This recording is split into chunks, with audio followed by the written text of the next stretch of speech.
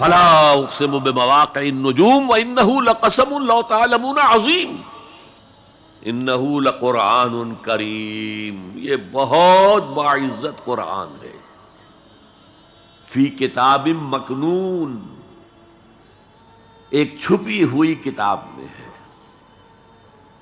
لا یمسہ الا المطہرون، اسے چھو ہی نہیں سکتے مگر انتہائی پاک ہستیاں۔ اس کے کیا معنی ہے؟ پہلی بات تو ہمیں معلوم ہو گئی، مراد فرشتے ہیں، بے ایدی سفرۃ کرام بررہ، اسی کی شرح ہو رہی ہے نا۔ اسی سے ایک فقہی مسئلہ نکالا گیا کہ بغیر وضو کے ہاتھ نہ لگاؤ، لیکن اس کا اصل مفہوم کیا ہے وہ سمجھیے۔ قرآن کی روح تک کوئی نہیں پہنچ سکتا جب تک کہ تزکیہ نفس نہ ہو گیا۔ اگر حب مال، حب دنیا، حب جاہ، حب شہرت، اگر یہ تمام محبتیں دل سے نکل نہ جائیں تو قرآن کی روح تک آپ کی اپروچ نہیں ہوگی۔ مولانا روم نے کہا ہے، اگرچہ ذرا میں سمجھتا ہوں کہ انہوں نے بہت سخت الفاظ استعمال کیے ہیں، ماز قرآن مغزہا برداشتے استخاں پیش سگا انداختے، ہم نے قرآن سے اس کا مغز لے لیا ہے، جو ایسنس ہے وہ کھینچ لیا ہے، ہڈی کا گودا جو ہے وہ ہم نے نکال لیا ہے، ہڈیاں ہم نے پھینک دی ہیں کتوں کے سامنے جو لڑ رہے ہیں۔ علم کلام کا مسئلہ ہے صفات حق حق سے جدا یا عین ذات، قرآن مخلوق ہے یا نہیں ہے، غیر مخلوق، اور بڑے بڑے ہو رہے ہیں اس کے اوپر، یہ کتے لڑ رہے ہیں ان ہڈیوں کے اوپر۔ ہم نے اس میں سے اصل شے نکال لی، وہ کیا ہے؟ اللہ کی محبت، اللہ کی معرفت، یہ ہے اصل شے۔ معاذ قرآن مغزہ برداشتے استخاں پیش سگا انداختے۔ تو جب تک انسان کا باطن پاک نہ ہو جائے وہ قرآن کے چھلکوں سے کھیلتا رہے گا، چاہے وہ کہنے کو مفسر ہو، قرآن کے باطن تک کبھی نہیں پہنچے گا۔ فی کتاب مکنون لا یمسہ الا المطہرون تنزیل من رب العالمین، یہ تھوڑا تھوڑا کر کے اتارا گیا ہے رب العالمین کی طرف سے۔ انزال کے معنی ہے دفعتاً اتار دینا۔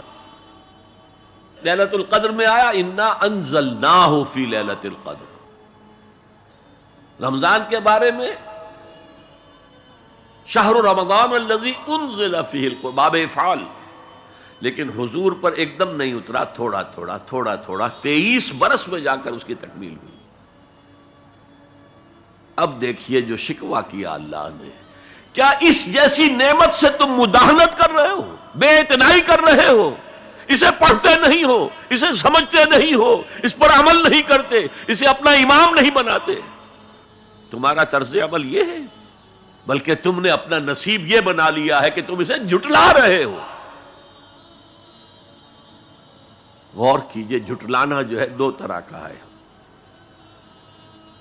ایک ہے زبان سے کہنا کہ یہ نہیں ہے، کوئی اللہ کا کلام نہیں ہے، یہ قرآن وغیرہ جھوٹ سب اساطیر الاولین ہیں، یہ محمد نے گھڑ لیا ہے وغیرہ وغیرہ، جھٹلانا ہو گیا۔ ایک جھٹلانا ہے عمل سے جھٹلانا، مان تو لیا اللہ کا کلام ہے لیکن اس کی حرام کردہ شے کو اپنے لیے حلال کیا ہوا۔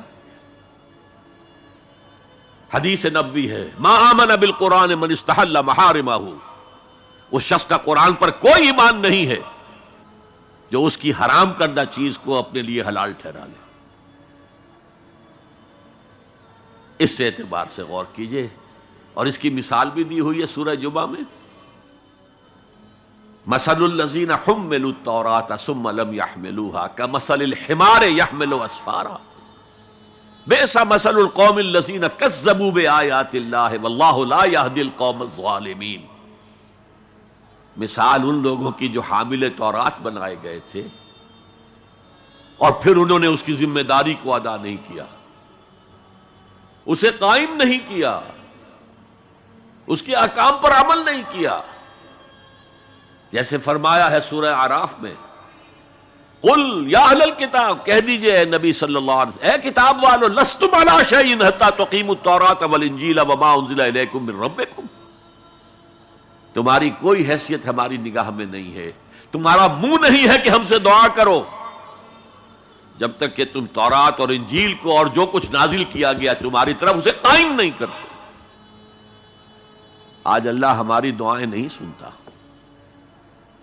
30 لاکھ جا کر حج کرتے ہیں، دنیا کے حالات میں کوئی ذرہ برابر فرق آتا ہے؟ اول تو حرام کی کمائی سے حج ہو رہا ہے، تو حج ہے ہی نہیں سرے سے، جو کچھ کرتے گئے تھے سودی کاروبار وہی آ کر دوبارہ شروع کر دیا، سرکاری ملازم تو جو رشوت پہلے لے رہے تھے اس کے بعد آ کر شروع کر دی۔ یہ کیا ہے؟ یہ تکذیب بالعمل ہے، جھٹلانا ہے۔ تم نے اپنا نصیب یہ بنا لیا ہے کہ تم قرآن کو جھٹلا رہے ہو، جیسے کہ انہوں نے جھٹلایا تھا۔ مثل الذین حملوا التوراۃ ثم لم يحملوها كمثل الحمار يحمل اسفارا، ان کی مثال ان گدھوں کی سی ہے جن پر کتابوں کا بوجھ لاد دیا گیا۔ مکالمات فلاں تم گٹھڑی باندھ کر گدھے کے اوپر رکھ دیجئے تو کیا وہ واقعی منطقی اور فلسفی بن جائے گا؟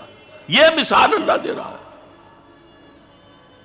اور یہ مثال کیوں دی گئی ہے؟ اس آئینے میں ہمیں ہماری تصویر دکھائی گئی ہے۔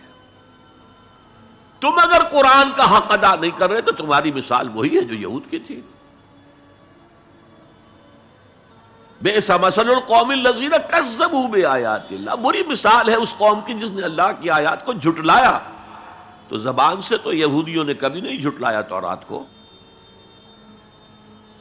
عمل سے جھٹلایا ہے۔ هي الحلقات تحفظني بآيات من القرآن، هي الحلقات تملأني بحب المصطفى العدنان.